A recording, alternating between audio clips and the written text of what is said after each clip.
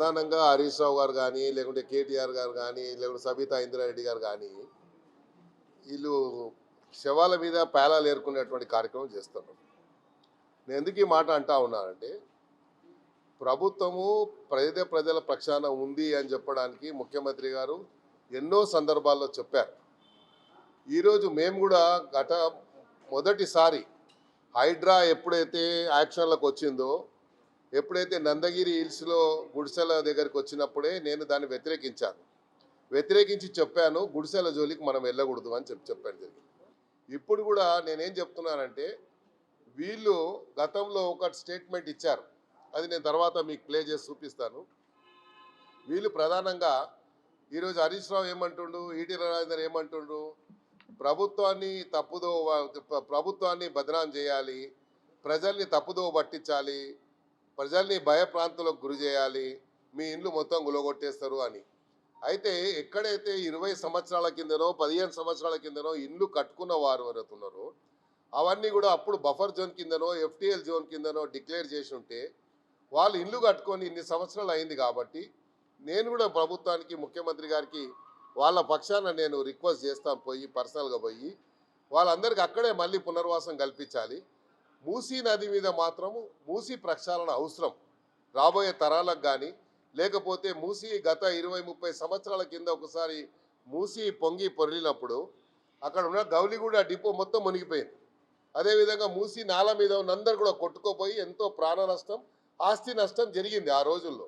కాబట్టి అలాంటి పరిస్థితి మళ్ళీ ఉత్పన్నం కావద్దనేది ఆలోచనతోనే కేసీఆర్ గారే ఒకటి మూసీ బోర్డు ఒకటి ఏర్పాటు చేసి దానికి 10,000 కోట్ల రూపాయలు ఇచ్చి అప్పుడు మూసీ మీద కేసీఆర్ గారు మాట్లాడిన మాట నేను మీకు చూపిస్తాను. ఇప్పుడు ప్రభుత్వాల తెలివి తక్కువతనం వల్ల కట్టినటువంటి ప్రభుత్వ బిల్డింగ్ కూడా తక్కువ ఉన్నాయి అవి, కానీ ప్రభుత్వానికి సంబంధించిన వివిధ శాఖల బిల్డింగ్ కూడా ఉన్నాయి. అంత గొప్ప పరిపాలన గతంలో జరిగింది కాబట్టి వీళ్ళు కర్మస్తుంది. మనం ఇది ఎక్కడి నుంచి వచ్చింది? దీన్ని చెయ్యాలంటే దీనికి కావాల్సిన వ్యయం 11,000 కోట్ల రూపాయలు. ఇది ఒక తెల్లారి వరకు మరునాటి వరకు కాదు, అవుతుంది అన్నట్టుగా కావాలంటే కొంతమంది మాట్లాడుతూ ఉన్నారు. యాక్చువల్ మేము వచ్చి 2 years 4 months అయితే సిచ్యువేషన్ పూర్తి అసెస్ చేసి తెలుసుకొని ఈ సర్వేలన్నీ చేసేటప్పటికే ఓ ఏడాది కాలం పోతుంది. దీనికోసం సిటీని బాగు చేయడానికి, నిజంగా సిటీని విశ్వనగరంగా ట్రాప్ చేయడానికి ఈ మధ్యనే మున్సిపల్ అడ్మినిస్ట్రేషన్ మినిస్టర్ గారు ఇతర అధికారులు చర్యలు తీసుకున్నారు. ఒక 20,000 crores లోన్ హైదరాబాద్కి అవసరం ఉంది. మాటలు మాట్లాడితే గాలి మాట్లాడితే కాదు, ఊరికే బాధ్యత లేకుండా మాట్లాడితే ఎన్నైనా మాట్లాడచ్చు. ఇది చేయడానికి కూడా దాదాపు 3-4 సంవత్సరాలు 5 సంవత్సరాలు శ్రమిస్తే కానీ కాదు. ఈరోజు హైదరాబాద్ పాడైన రోడ్లు కూడా చాలా తక్కువ పర్సెంట్, నాకు తెలిసి ఒక 90,000 మీటర్ల ఎన్ని చదరపు మీటర్ల రోడ్లు ఉంటాయి హైదరాబాద్. 90,000 స్క్వేర్ మీటర్స్ రోడ్స్ నిడివి ఉంటుంది హైదరాబాద్ లో. ఇంకా ఈజీ చెప్పుకోవాలంటే ఏంటంటే హైదరాబాద్ లో ఉండే రోడ్ల నిడివి, length of the roads Hyderabad city is about 9,000 kilometers. ఇది 90,000 చదరపు మీటర్లు, స్క్వేర్ మీటర్స్, నాట్ కిలోమీటర్స్. 90,000 చదరపు మీటర్ల విస్తీర్ణంలో వేయబడిన ఈ రోడ్లు 9,000 కిలోమీటర్లు, 90,000 చదరపు మీటర్లు. ఇందులో ఒక 10% రోడ్డే డ్యామేజ్ అయింది, ఇబ్బంది కలిగించేటట్టు. అదేదో పెద్ద ప్రపంచం మునిగిపోయినట్టు, అసలు ఇక హైదరాబాద్ రోడ్డు మీద పోతనే చచ్చిపోతాం అన్నట్టు ఆ బిట్లనే చూపించి కొంతమంది ఎక్సెప్ట్ చేస్తా ఉన్నారు. కరెక్ట్ కాదు. పోతుంది కావలసిన వ్యయం 11,000 కోట్లు. ఓకే, అది ఉండని స్టామ్ వాటర్ డ్రైన్స్ మీద 28,000 అక్రమ కట్టడాలు. దానిలో గత ప్రభుత్వాల తెలివి తక్కువతనం వల్ల కట్టినటువంటి ప్రభుత్వ బిల్డింగ్ కూడా నాలాల మీద ఆయనే చెప్పారు. అప్పుడు 28,000 అక్రమ కట్టాలు ఉన్నాయని చెప్పారు. అయితే మేమేమంటున్నాము, అప్పుడు ఒక మాట ఇప్పుడు ఒక మాట హరీష్ రావు ఎందుకు మాట్లాడుతున్నాడు? ఇప్పుడేమో శవాల మీద పేలాలు ఏరుకునే పని. అప్పుడు ఈటెల రాజేందర్ కూడా మినిస్టరే కదా ఆ క్యాబినెట్లో, అప్పుడు తెలియదు ఆయనకి.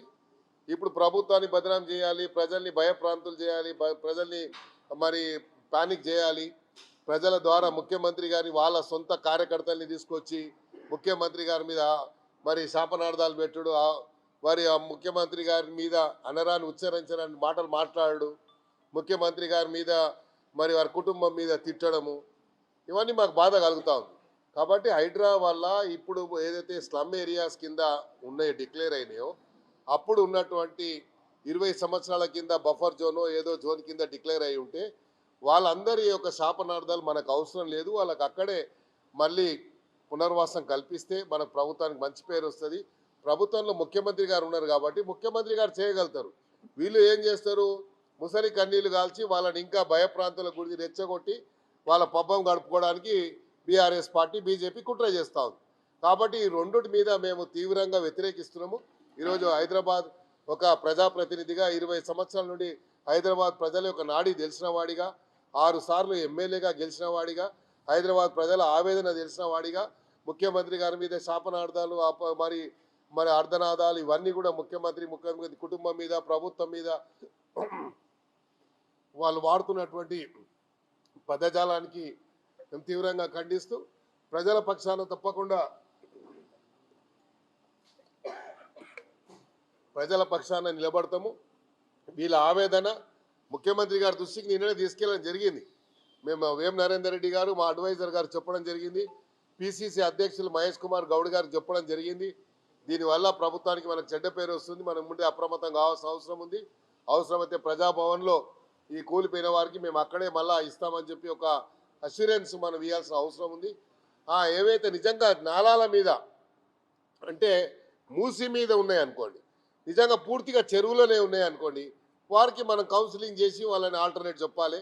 ఇక ఏవైతే 20 సంవత్సరాలు ఒక చుక్క నీళ్ళు నిల్వని చోట కానీ 20 సంవత్సరాల కింద ఎఫ్టీఎల్ కింద డిక్లేర్ చేసినాయి కానీ దానివల్ల మనకు వచ్చే లాభం ఏం లేదు, చెడ్డ పేరు తప్ప అనేది నా ఆవేదన. అందుకనే నేను ఈరోజు మీడియా ముందుకు రావడం జరిగింది. మొన్న రాత్రి 12ంటికి నా ఇంటికాడికి ఒక 500-600 మంది వచ్చి, నువ్వు హైదరాబాద్కు ఇన్ని సంవత్సరాల నుంచి శాసనసభ్యుడిగా ఉన్నావు, మీరు ఎందుకు వస్తలేరు, ముందుకు ఎందుకు వస్తలేరు అని చెప్పి అడిగినప్పుడు బాధతో నిన్న నేను పిసిసి అధ్యక్షుడి గారికి ఇమీడియట్గా ముఖ్యమంత్రి గారు సమావేశం ఏర్పాటు చేసుకొని మన ప్రిన్సిపల్ సెక్రటరీ ధనకిషోర్ గారిని, హైడ్రా కమిషనర్ గారిని పిలిపించి మాట్లాడారు. తప్పకుండా వాళ్ళకి న్యాయం జరుగుతుంది. వీళ్ళు చెప్పే కల్లబొల్లి మాటలు, వీళ్ళు కార్చేటువంటి ముసలి కన్నీళ్లకు మీరు కరిగిపోవద్దని, తప్పకుండా ప్రభుత్వం మీ పక్షాన ఉంటుంది, పేద ప్రజలకు ప్రభుత్వం అండదండగా ఉంటుందని నేను ఒక ప్రజాప్రతినిధిగా నేను వారికి అష్యూరెన్స్ ఇస్తున్నా. తప్పకుండా నేను ఇంకో మాట చెప్పదలుచుకున్నా, మీ హయాంలో మీరు ఇక్కడ పార్క్ హోటల్ రాజ్భవన్ పక్కన పార్క్ హోటల్ సికం ల్యాండ్లో ఇచ్చారు, సికం ల్యాండ్లో ఉంది. దాని పక్కనే కేటీఆర్ గారి బేనామీ ప్రదీప్ రెడ్డి ఉన్నాడు. ప్రదీప్ కన్స్ట్రక్షన్ పేరు మీద సికం ల్యాండ్లో 10 ఫ్లోర్ల బిల్డింగ్ నువ్వు పర్మిషన్ ఇచ్చావు. ఆ పక్కనే శోభా బిల్డర్స్కి 15 ఫ్లోర్ల పర్మిషన్ ఇచ్చావు. ఎలా ఇచ్చావు నువ్వు సికం ల్యాండ్లో? నీకు తెలియదా సికం ల్యాండ్ అని? ఎలా ఇచ్చావు? జలవిహార్ మొత్తం నీళ్ళలోనే ఉంది. జలవిహార్ మీద ఎందుకు తీసుకుంటలేవు? ఎందుకు చెప్పలేను ఇన్ని రోజుల నుంచి? జలవిహార్ రోజుకు మొత్తం చెరువులోకి వెళ్ళిపోతుంది. అది ఏం చేస్తున్నావు నువ్వు? ఇవన్నీ చెప్పుకుంటూ పోతే చాలా ఉన్నాయి. వాళ్ళు చేసిన ఓ మస్తు ఇన్నని పుంకాలుగా చెప్పొచ్చు. కాకపోతే ఈరోజు ప్రభుత్వాన్ని మీరు చెడ్డ పేరు తెచ్చి ప్రభుత్వాన్ని బదనాం చేసే కుట్ర ఏదైతే జరుగుతుందో మేము తీవ్రంగా ఖండిస్తున్నాం. హరీష్ రావు ఇప్పటికైనా ఇలా శవాల మీద పేలాలు ఏరుకునే పని బంద్ చేయి. ఈటెల రాజేందర్ ఇద్దరు జోగోడు బాగోడు, వాళ్ళు ఇద్దరు ఒకటే. వాడు నరే నువ్వు ఇట్లా చేయరా, నేను ఇట్లా చేస్తా అని చెప్పి వాళ్ళు చేస్తుంటారు. కాబట్టి దయచేసి హరీష్ రావు గారి మీద నాకు చాలా మంచి గౌరవం ఉంది, కానీ ఇట్లా శవాల మీద పేలాలు ఏరుకునే పని ఏం చేస్తున్నాడు? కాబట్టి దాన్ని తీవ్రంగా నేను ఖండిస్తున్నా. హరీష్ రావు, మీరు ఇలాంటి ప్రవర్తన వల్ల మీకు చెడ్డ పేరే వస్తుంది తప్ప ఏం లేదు. ప్రజల్ని ఎవరి భయప్రాంతులు చేస్తున్నావు? పేద ప్రజల్ని భయప్రాంతులు చేస్తున్నావు. నువ్వు మీ దగ్గర తెలంగాణ భవన్కి పిలిపించుకొని ఏం చెప్తున్నావు వాళ్ళకు? ఇక్కడ తెలంగాణలో హైదరాబాద్ సిటీలో ప్రజలకు నువ్వు చెప్పాల్సింది ఏంది? ప్రభుత్వానికి ఏం చెప్పాలంటే ఇది ఎఫ్టీఎల్ కిందనో బఫర్ జోన్ కిందో 20 సంవత్సరాల కింద ఉండే, ఇప్పటి వరకు 20 సంవత్సరాలు ఒక చుక్క నీరు నిలవలేదు, కాబట్టి నాకు అక్కడే పునర్వాసం కల్పించమని చెప్పాల్సింది పోయి మేము మీ పక్షాన్ని నిలబడతాము అంటున్నాడు. నిలబడితే ఏం లాభం అవుతుంది? ప్రభుత్వం మొండికి వచ్చి గులగొడితే ప్రభుత్వానికి అడ్డంగా నిలబడతాడా హరీష్ రావు? వచ్చి చేస్తాడా చెప్పండి మీరు? దీనివల్ల లాభం ఈయన ఏం చెప్తాడు? ఈటెల రాజేందర్ ఆయనకైతే అలవాటే, ఏడబోతే అలా కూర్చుంటాడు. ఆయన కూర్చొని ప్రభుత్వాన్ని ఎక్కడ బదలాం అవసరం ఉంటే అలా చేయాలని. నువ్వేదో బీజేపీ అధ్యక్షుడు కావాలనుకుంటే చేసే ప్రయత్నం చేసుకో, కానీ ప్రభుత్వాన్ని బద్నాం చేసి బీజేపీ అధ్యక్షుడు కావాలని నువ్వు ప్రయత్నం చేస్తే నిన్ను ఎవరు నమ్ముతాడయా? కాబట్టి ఇవన్నీ వద్దు. కాబట్టి దయచేసి ప్రభుత్వం మీ పక్షాన ఉంటుంది. ప్రజలకు నేను విజ్ఞప్తి చేస్తున్నా, మీరు ఎలాంటి దీనికి కొంతమంది మరి ఆత్మహత్య చేసుకునే ప్రయత్నం చేశారు, మీ పక్షాన మేము కూడా ఉంటాము. ప్రజల పక్షాన ప్రజల దయ వల్ల 6 సార్లు మేము ఎమ్మెల్యేగా గెలిచాం హైదరాబాద్ సిటీలో. ప్రజల పక్షాన ఉన్నాం కాబట్టి మీ ఆవేదనని మేము ఆల్రెడీ ముఖ్యమంత్రి గారి దృష్టికి తీసుకెళ్ళాం. మేము ప్రయత్నం చేస్తాం. ఎక్కడైతే ఇండ్లు గులగొట్టారో ఆ గుడిసెలు ఏవైతే ఉన్నాయో అక్కడ 20 సంవత్సరాల నుంచి ఎలాంటి మరి నీరు నిల్వ లేదు కాబట్టి అవన్నీ కూడా అక్కడ మళ్ళీ పునర్వాసం అక్కడే కల్పించడానికి నా వంతు ప్రయత్నంగా నేను నా మానవ ప్రయత్నం తప్పకుండా శక్తి వంచన లేకుండా కృషి చేస్తాను. Thank you. కేటీఆర్ మున్సిపల్ శాఖ మినిస్టర్ ఉన్నప్పుడు కూకట్పల్లిలో వరదలు వచ్చి అంతా మునిగిపోయినప్పుడు కూడా ఇదే స్టేట్మెంట్ ఇచ్చారు. ఏదైతే ఉన్నాయో అక్రమ నిర్మాణాలు జరిగినాయో వాటిని మేము తొలగిస్తామని చెప్పేసి అతను కూడా స్టేట్మెంట్ ఇచ్చారు. ముఖ్యమంత్రి కేసీఆర్ కూడా ఇదే సందర్భానికి సంబంధించి మాట్లాడారు, మీరు చూపించినటువంటి వీడియో కూడా. మరి ఆ విషయాన్ని మీరు వ్యతిరేకించడంలో ఎందుకు ప్రజలకు ఎందుకు వివరించలేకపోతున్నారు? ఎందుకు ఈ నేను అదే చెప్పాను. మీరు అధికారంలో ఉన్నప్పుడేమో ఇదే కేటీఆర్ గారు చెప్పారు, కేసీఆర్ గారు చెప్పారు, అందరు చెప్పారు. మీరు కూడా నిర్దాక్షిణ్యంగా గులగొట్టారు. అప్పుడు మీరు కూడా చేశారు. చేస్తే అప్పుడు రేవంత్ రెడ్డి గారు వ్యతిరేకిస్తే మీరు రేవంత్ రెడ్డి గారి మీద అప్పుడు చల్లాల్సిన బురదంతా చల్లారు. మళ్ళీ ఇప్పుడు ఏం చెప్తున్నారు మీరు? ఇప్పుడేమో అప్పుడు మీరు చెప్పేది ఒకటి ఉంది, ఇప్పుడు చెప్పేది ఒక తీరు ఉంది. మీ వర్షన్ ఎప్పటికప్పుడు మారుతూ ఉంటుంది. ఊసర్వల్లిలాగా ఎప్పుడప్పుడు మారుతూ ఉంటుంది. కాబట్టి మేము వాళ్ళని ఏం అనదలుచుకోలేదు. హరీష్ రావు అంటే చాలా గౌరవం ఉంది నాకు. తప్పకుండా మీరు మూసీ నది మీద మీరు ఐడెంటిఫై చేసింది 12,000 ఇండ్లు సోషో ఎకనామిక్ సర్వే చేసి మళ్ళీ రేవంత్ రెడ్డి గారు దాని మీద పూర్తిగా స్టడీ రిపోర్ట్ తెప్పించుకొని 12,000 కాదు 16,000 మందిని ఐడెంటిఫై చేశారు. వాళ్ళకు ఒక నెల రేషను, అదేవిధంగా వాళ్ళకి సేఫ్గా వాళ్ళని ప్రొటెక్షన్ ఇచ్చి తీసుకుపోయి సేఫ్ జోన్లో పెట్టేటువంటి ప్రయత్నంగా. ఎందుకంటే ఈ అకాల వర్షాలు ఎప్పుడు క్లౌడ్ బస్ట్ అవుతుందో ఎప్పుడో మనకి ఎప్పుడు ఇనలేదు. కాబట్టి ఎప్పుడన్నా ఇట్లా వస్తే మూసీ నది కొట్టుకపోతే దాని మీద ఉన్న వాళ్ళందరూ కూడా ప్రమాదానికి గురై ఆస్తి ప్రాణం నష్టం జరుగుతుంది అనేది ముఖ్యమంత్రి గారి ఆవేదన. కాబట్టి అందుకే మూసీ ప్రక్షాళన ఒకటి ఏర్పాటు చేసి దానికి కావాల్సినటువంటి నిధులు ఇవ్వడం జరుగుతుంది. కాబట్టి తప్పకుండా న్యాచురల్లీ అమ్మా ఎప్పుడే కానీ పేద ప్రజలు ఎప్పుడే కానీ చాలా కష్టపడి అండ్ కష్టార్జితంతో ఒక ఇల్లు కట్టుకుంటాడు. ఆ జీవిత ఆశయం అది. ఆ జీవిత ఆశయానికి తూట్లు పొడిచినప్పుడు ఆవేదన అనేది మరి ఇట్లా పొరలి వచ్చేస్తుంటుంది. ఆవేదన మనం ఆపలేము. కాబట్టి పేద ప్రజలు ఆవేదన వ్యక్తం చేస్తున్నారు. ఆవేదన వల్లనే వాళ్ళు ఉచ్చరించడానికి మాటలన్నీ అంటూ ఉన్నారు. అది ఆవేదన. కాబట్టి ఆవేదన అర్థం చేసుకున్నాం. వారి పక్షాన తప్పకుండా వారికి న్యాయం జరిగే విధంగా తప్పకుండా మా వంతు ప్రయత్నం చేస్తాం. ఇప్పుడు హైదరాబాద్ మీరు ప్రాతినిధ్యం వహిస్తున్నారు, ఎప్పటి నుంచో ఉన్నారు మీరు. ఈ హైడ్రాకి సంబంధించిన దాంట్లో మీరు ఇక్కడ ఉన్నటువంటి ప్రజలకి ఇచ్చేటువంటి ఎక్స్పీరియన్స్ ఏంటి? నేను ఒకటే, పేద ప్రజలకు గుడిసెల జోలికి వెళ్ళొద్దని ఇప్పుడు కాదు, ఇప్పుడు ఇన్సిడెంట్ జరిగిందని నేను ముందుకు వచ్చి చెప్తలేను. అదే రోజు చెప్తే దాని మీద ఏం చెప్పారు, నేనేదో అక్కడ కబ్జా చేసుకున్నా అని చెప్పారు. అదే రోజు చెప్పాను ఇప్పుడు కూడా చేసుకోమని చెప్తున్నా. అప్పుడు ఆ గుడిసెలు గులగొడుతున్నారంటే నేను పోయి అప్పుడు రంగనాథ్ గారు చెప్పాను, గుడిసెల జోలికి ఎందుకు వస్తున్నావా బాబు, ఎప్పటి నుంచో ఉన్నాయని చెప్పాను.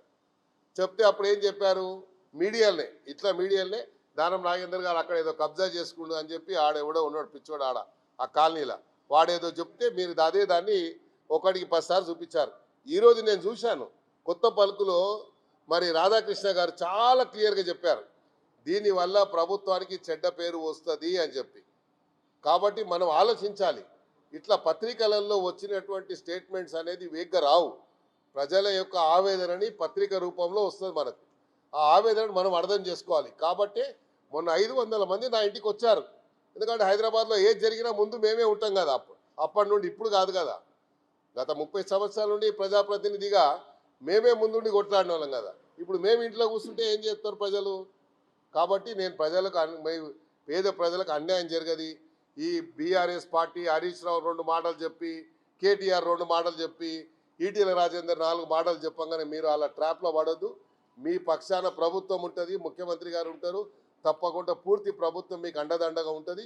మీకు తప్పకుండా పోయిన వారికి అందరు కూడా అక్కడే పునర్వాసం కల్పించేది. నా వంతు ప్రయత్నం మాత్రం శక్తి వంచన లేకుండా కృషి చేస్తాను. మీరు ఎలాంటి దీనికి లోను కావద్దని నేను వాళ్ళతో చేతులు జోడించి వాళ్ళకి రిక్వెస్ట్ చేస్తాను. మరిన్ని వీడియోస్ కోసం ఛానల్ ని సబ్స్క్రైబ్ చేయండి, లేటెస్ట్ అప్డేట్స్ కోసం వాట్సాప్ ఛానల్ ని ఫాలో చేయండి అండ్ లింక్ డిస్క్రిప్షన్ లో ఉంది.